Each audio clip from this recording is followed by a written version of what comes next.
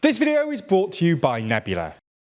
The Tory party conference kicked off on Sunday, and, well, the atmosphere there isn't exactly what some party faithfuls were hoping for. With the Tories still doing pretty terribly in the polls, the atmosphere at conference has been described as gloomy, and there's already been a bit of an attendance problem, with speeches from some key cabinet ministers taking place in front of a half-empty room. This attendance problem may well be the least of Sunak's worries at conference, though.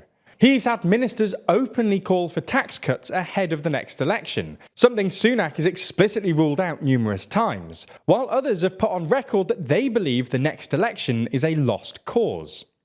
Nonetheless, Sunak himself seems pretty upbeat, and a couple of polls have suggested that the polling gap between Labour and the Tories has recently narrowed. So in this video, we thought we'd take a look at why Sunak might be optimistic, what policy changes, if any, Sunak could make to win the public over, and whether there's still actually enough time to do this.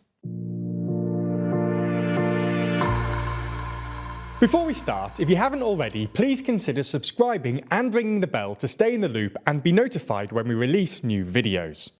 So we're going to split this video into two parts, looking at two different arguments about how Sunak can win the next election.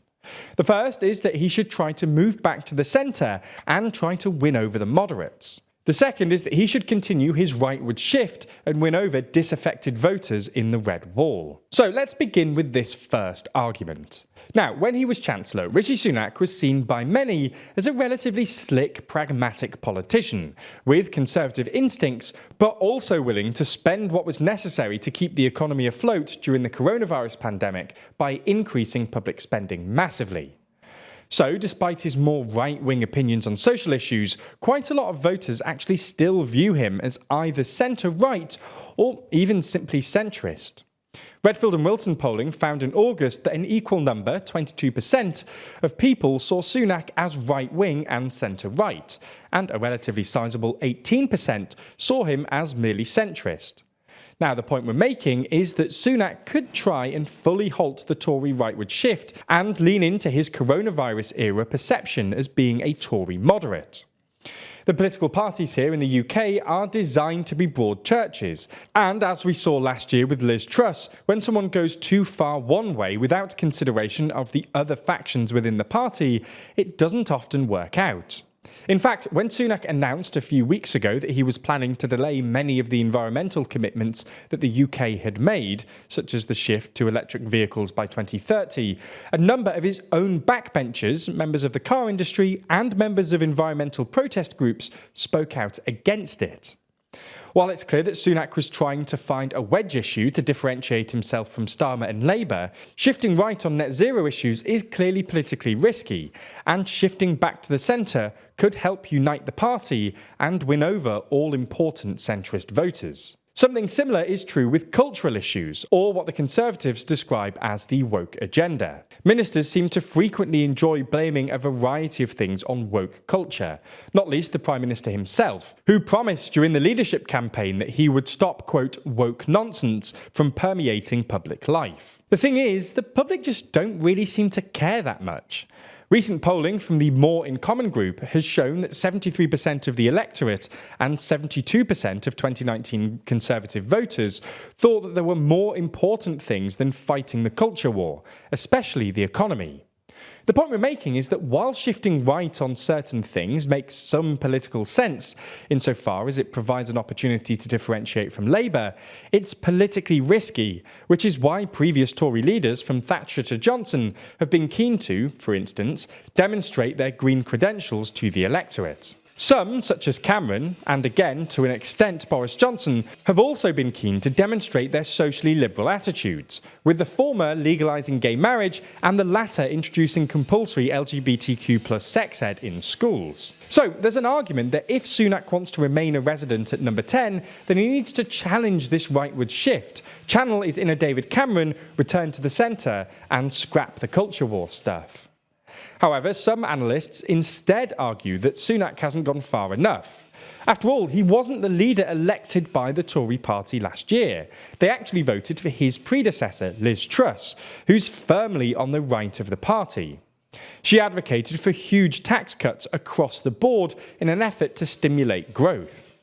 Right now, many have a problem identifying exactly what the Conservatives' ideology actually is. When we mentioned the poll from earlier from Retfield and Wilton, what we didn't mention was the number of don't know responses.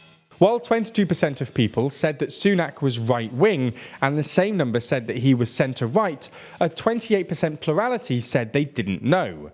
Now, those on the right say that Sunak needs to differentiate himself from Labour, perhaps by trying to appeal to the working class that are getting frustrated with some of Labour's policies. In the recent Uxbridge by-election, the Tories actually managed to retain the seat by opposing the expansion of the ultra-low emission zone, or ULEZ, which was pushed forward by the Labour Mayor of London. Since then, Sunak has tried to indicate to those in London and around the UK that he is on the side of motorists and those that are frustrated with the personal costs associated with new climate legislation.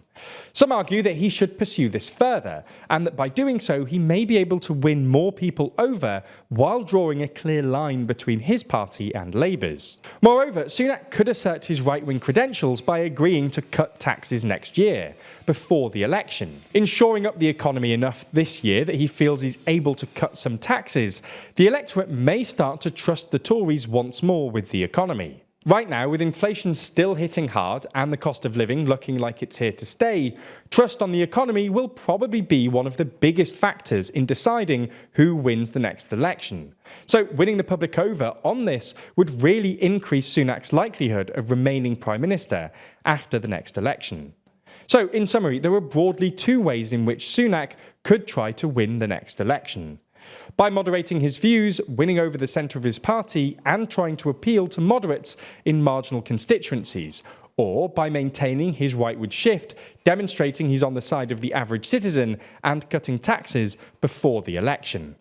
We'll leave it up to you to decide if either of these strategies are preferable, and whether either of them will actually work.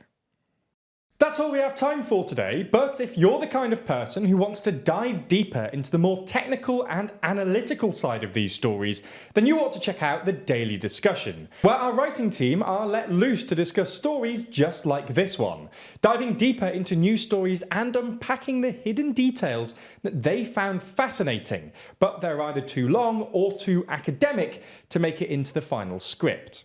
If you want to check them out, you can find them exclusively on Nebula. And the best news is that Nebula is less than £2 a month and provides you with ad-free and exclusive videos from TLDR and a ton of incredible content from other creators like Johnny Harris, Real Life Law, and Legal Eagle. Check it out by clicking on the link in the description and make sure you use our link so they know that you came from us.